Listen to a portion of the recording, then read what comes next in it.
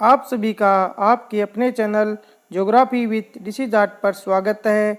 आज पढ़ेंगे हम कक्षा 12 भूगोल भाग 1 मानव भूगोल के मूल सिद्धांत में अध्याय 1 मानव भूगोल की प्रकृति व क्षेत्र, पाठ सार व महत्वपूर्ण प्रश्नोत्तर। अध्याय 1 मानव भूगोल प्रकृति एवं विषय क्षेत्र। पाठ 1 की रूपरेखा तथा मुख्य बिंदु। भूगोल पृथ्वी का मानव आवास के रूप में अध्ययन। भूगोल में पृथ्वी का मानव आवास के रूप में अध्ययन होता है। भूगोल को मोटे रूप में दो भागों में बांटते हैं, भौतिक भूगोल और मानव भूगोल। भौतिक भूगोल, मानव भूगोल। भौतिक भूगोल में विभिन्न प्रदेशों के भौतिक पर्यावरण का अध्ययन और मानव भूगोल में भौतिक पर्यावरण और मानव जगत के अंतर संबंधों का अध्ययन किया जाता है। मानव भूगोल की प्रकृति। अगर प्रश्न आता है मानव भूगोल की प्रकृति लिखिए तो आपको यही बिंदु लिखनी है। नंबर 1, मानव भूगोल मानव केंद्रित विज्ञान है। 2, मानव भूगोल मानव पारिस्थितिकी है। 3, मानव भूगोल के तत्व पार्थिव एकता से संबंधित है। 4, मानव भूगोल सामाजिक विज्ञान है। 5, मानव भूगोल क्षेत्रीय विभिन्नताओं पर आधारित है। अगला टॉपिक, मानव भूगोल का विषय क्षेत्र। मानव भूगोल का विषय क्षेत्र निम्न है। 1, जनसंख्या एवं क्षमताओं का अध्ययन। 2, प्रदेश संसाधनों के उपयोग व नियोजन का अध्ययन, यानी प्रादेशिक संसाधनों का अध्ययन। 3, सांस्कृतिक वातावरण का अध्ययन। 4, वातावरण समायोजन का अध्ययन। 5, वातावरण समायोजन का कालिक अनुक्रम, यानी भूगोल का ऐतिहासिक अध्ययन। अगला, अध्ययन के उपागम। मानव भूगोल अध्ययन के उपागम। पहला जो अध्ययन उपागम अपनाया गया पारिस्थितिक उपागम था। दूसरा क्षेत्रीय उपागम। तीसरा व्यवहारपरक उपागम। चौथा कल्याणपरक उपागम और 5वां तंत्र उपागम। ये मानव भूगोल अध्ययन की उपागम है जो अपनाए गए हैं। भौगोलिक विचारधाराएं। कौन कौन सी भौगोलिक विचारधाराएं मानव भूगोल में आई? पहली आई निश्चयवाद, प्रकृतिवाद, जो प्रकृति को महत्व देती थी। फिर संभावनावाद या संभववाद, जो मानव को अधिक महत्व देती थी। तीसरी नवनिश्चयवाद, जो न तो मानव को अधिक महत्व देती थी न प्रकृति को, दोनों को समान महत्व देती थी। उसके बाद आई अवधारणाओं में मानवतावादी या कल्याणपरक अमूलतावादी उपागम और फिर अंत में आया व्यवहारवादी उपागम। मानव भूगोल की शाखाएं या मानव भूगोल का विभिन्न विषयों के साथ संबंध इस आरेख में दिखाया गया है। ऊपर से शुरू करें, यहाँ से 1 नंबर से। यह जनसांख्यिकी यानी जनसंख्या के साथ जो संबंध है उसको भूगोल में जनसंख्या भूगोल कहते हैं। दूसरा नगरीय अध्ययन। नगरीय अध्ययन को मानव भूगोल में नगरीय भूगोल कहा जाता है। समाजशास्त्र। समाजशास्त्रीय अध्ययन को मानव भूगोल में सामाजिक भूगोल कहते हैं। अर्थशास्त्र के साथ जो संबंध है उसको कहा जाता है आर्थिक भूगोल। मानव भूगोल के अन्य शाखा मनोविज्ञान। मनोवैज्ञानिक अध्ययन को कहते हैं व्यवहारवादी भूगोल। फिर ऐतिहासिक अध्ययन किया जाता है तो उसको कहते हैं ऐतिहासिक भूगोल। भूगोल में राजनीतिक अध्ययन जो होता है उसको कहते हैं राजनीतिक भूगोल। और भूगोल में सैन्य विज्ञान से संबंधित अध्ययन को सैन्य भूगोल के नाम से जाना जाता है। तो ये मानव भूगोल की प्रमुख शाखाएं हैं। पहली है जनसंख्या भूगोल। मानव भूगोल की प्रमुख शाखाएं हैं। पहली है जनसंख्या भूगोल, दूसरी नगरीय भूगोल, तीसरी सामाजिक भूगोल, चौथी आर्थिक भूगोल, 5वीं व्यवहारवादी भूगोल, 6ठी ऐतिहासिक भूगोल, 7वीं राजनीतिक भूगोल, 8वीं सैन्य भूगोल। ये प्रमुख शाखाएं हैं। पाठ सार। ज्योग्राफी का शाब्दिक अर्थ है पृथ्वी का वर्णन करना तथा उसके बदलते स्वरूप का वर्णन करना। भूगोल को ज्ञान की शाखाओं की जननी कहा जाता है। मानव भूगोल मनुष्य तथा उसके पर्यावरण के पार्श्विक संबंधों का बोध कराता है। कौन सा विषय मनुष्य और पर्यावरण के पार्श्विक संबंधों का बोध कराता है? मानव भूगोल। भूगोल की शाखा यानी मानव भूगोल का अध्ययन 19वीं शताब्दी के अंत में चार्ल्स डार्विन की पुस्तक ऑर्गेन ऑफ स्पीशीज के प्रकाशन के समय हुआ। लोगों की इस विषय में जिज्ञासा भी बढ़ी। रेंटजेल, जिन्हें आधुनिक मानव भूगोल का जनक भी कहा जाता है, उन्होंने अपनी पुस्तक एंथ्रोपोजोग्राफीज में लिखा कि मानव को जीवित रहने के लिए वातावरण से सहयोग प्राप्त करना अनिवार्य है। यानी बिना वातावरण के मानव जीवित नहीं रह सकता, बिना पर्यावरण के। मनुष्य अपनी प्रारंभिक अवस्था में प्रकृति के अनुसार ही जीवन जीता था। प्रकृति के अनुसार अपने को ढालने की कोशिश को पर्यावरण निश्चयवाद कहा गया है। इसे मानव का प्राकृतिकरण भी कहते हैं। एलन सी सैंपल, जो रेंटजेल की एक अमेरिकी शिष्या, के अनुसार मानव भूगोल अस्थिर पृथ्वी तथा क्रियाशील मानव के बदलते रिश्तों यानी परिवर्तनशील संबंधों का अध्ययन है। प्रकृति के नियमों को समझकर ही मानव ने प्रौद्योगिकी का विकास किया और प्रकृति को अपने अनुसार ढाल लिया। इसे संभावनावाद कहा गया है। इसे प्रकृति का मानवीकरण भी कहते हैं। नव निश्चयवाद, इसे आधुनिक निश्चयवाद तथा वैज्ञानिक निश्चयवाद भी कहा गया है। इसके प्रवर्तक ऑस्ट्रेलिया के महान भूगोलवेत्ता ग्रिफिथ टेलर। नव निश्चयवाद प्रकृति पर पूर्ण निर्भरता एवं प्रकृति के अति दोनों का निषेध करता है एवं मध्य मार्ग को अपनाने का समर्थन करता है। प्राचीन समय से लेकर आज तक मानव भूगोल के अध्ययन क्षेत्र एवं उपागमों में परिवर्तन होता रहा है।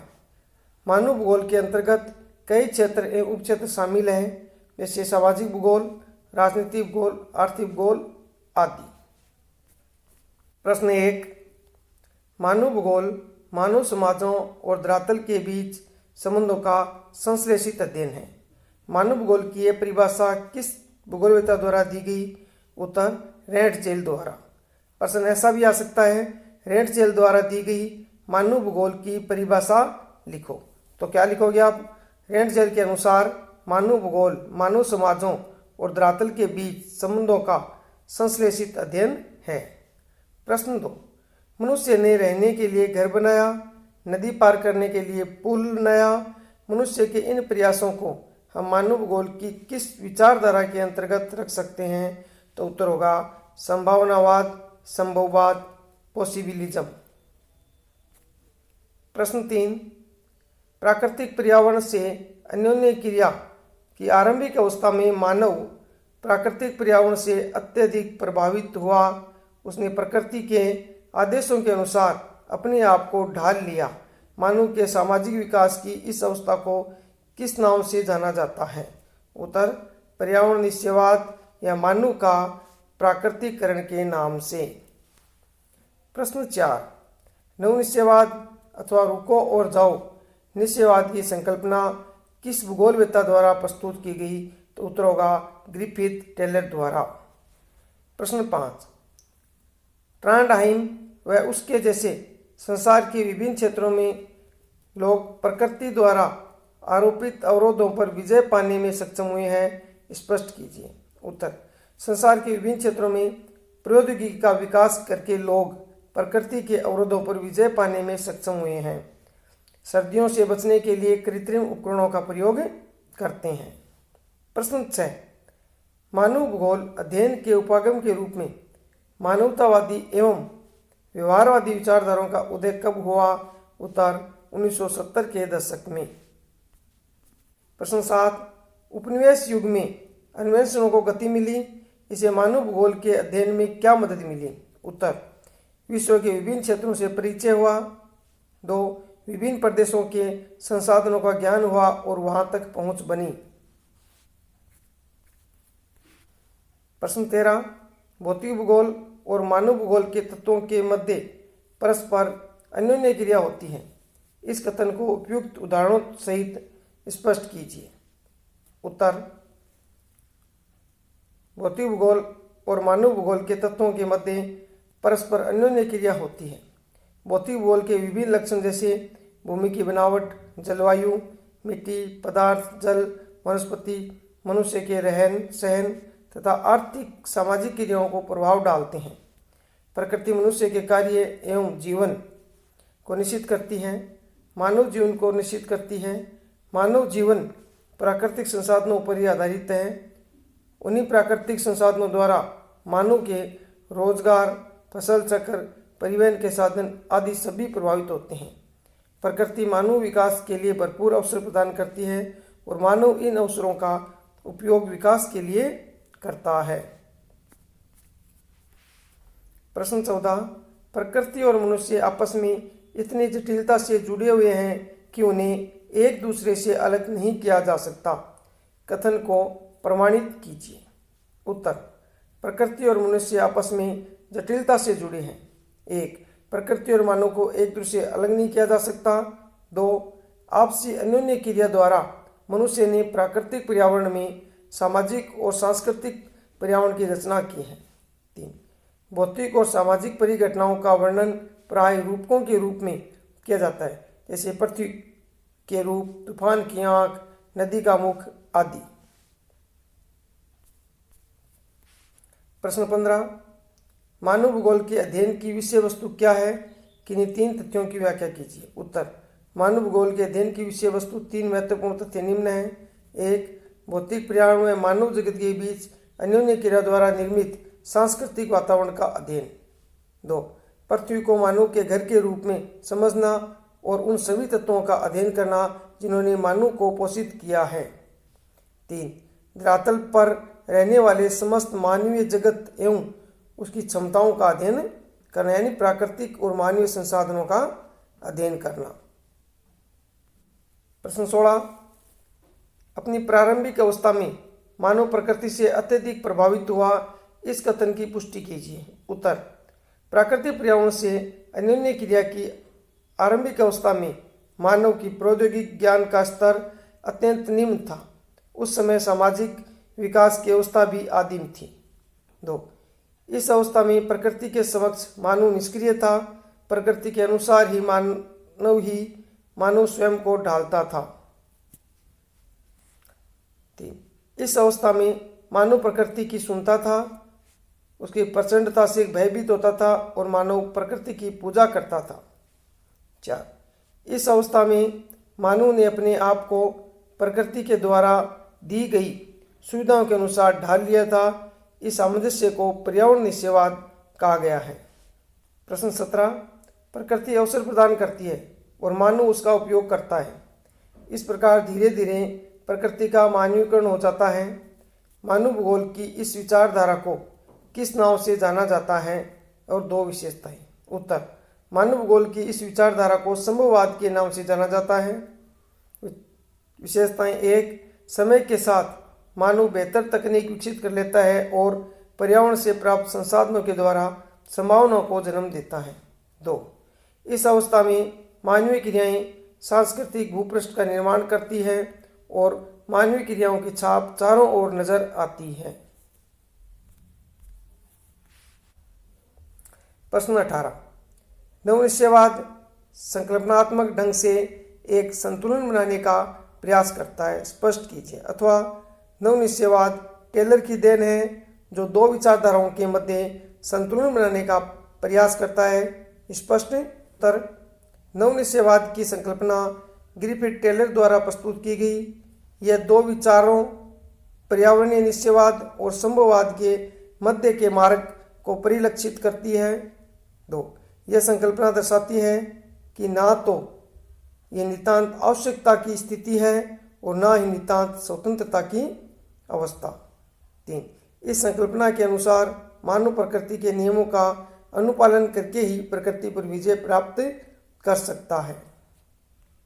प्रश्न 19, मानव भूगोल की मानवतावादी विचारधारा से क्या आशय है?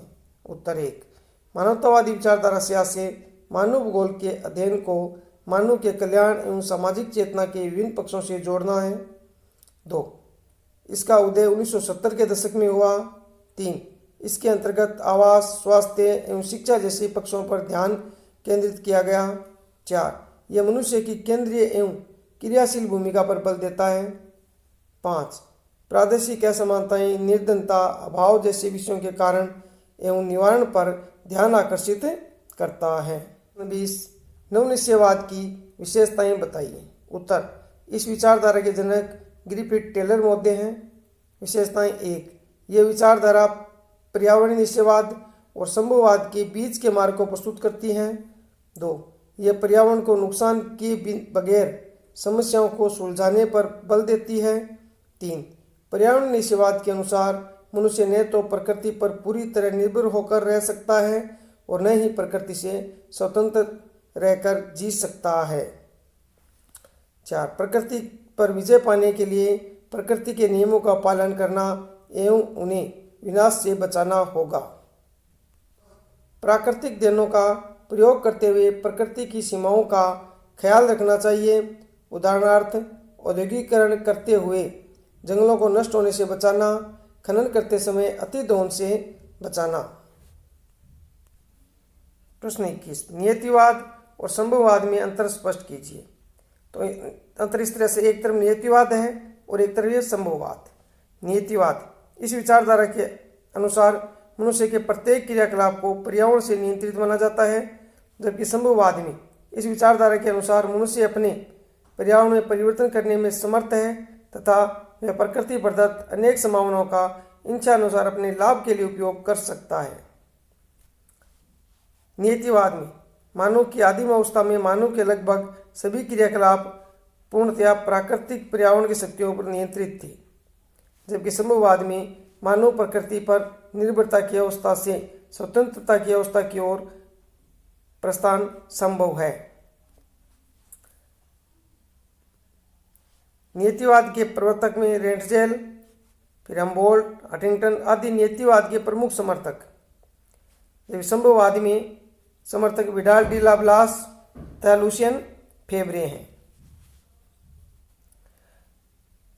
नियतिवाद सामान्यतः मानव को एक निष्क्रिय कारक समझता है और पर्यावरणीय कारकों से प्रभावित होता है, यानी पर्यावरणीय कारकों को अधिक महत्व देता है नियतिवाद।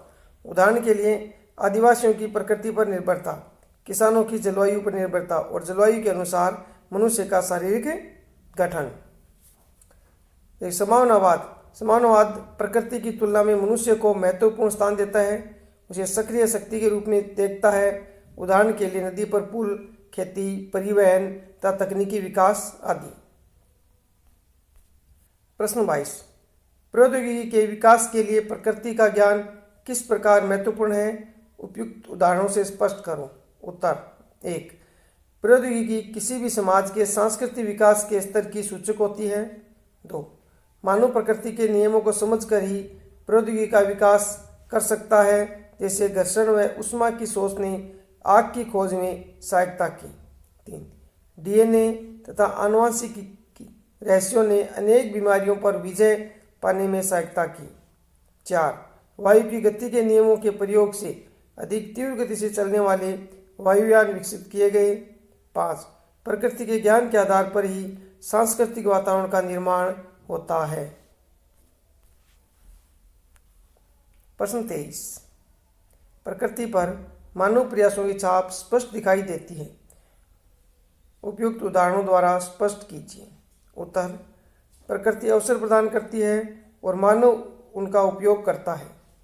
धीरे धीरे प्रकृति का मानवीकरण हो जाता है तथा प्रकृति पर मानव प्रयासों की छाप पड़ने लगती है, जैसे तरंगित पहाड़ियों पर चरागाहों का विकास, ढालू पहाड़ियों पर खेतों और चरागाहों का विकास, महासागरों का समुद्री मार्ग के रूप में उपयोग, जल मार्ग के रूप में उपयोग, उच्च भूमियों पर स्वास्थ्य विश्राम स्थल, पहाड़ी या उच्च भूमियों पर पर्यटन केंद्रों का निर्माण, अंतरिक्ष में उपग्रह प्रक्षेपण, अंतरिक्ष में अपने लाभ के लिए कृत्रिम उपग्रह भेजना, कृषि का विकास, नगरों का विकास, पुलों का निर्माण आदि बातें। प्रश्न 24, समय के साथ मानव भूगोल को स्पष्ट करने वाले उपागमों में परिवर्तन आया है। मानव भूगोल के उपागमों में यह गत्यात्मकता विषय की परिवर्तनशील प्रकृति को दर्शाती है।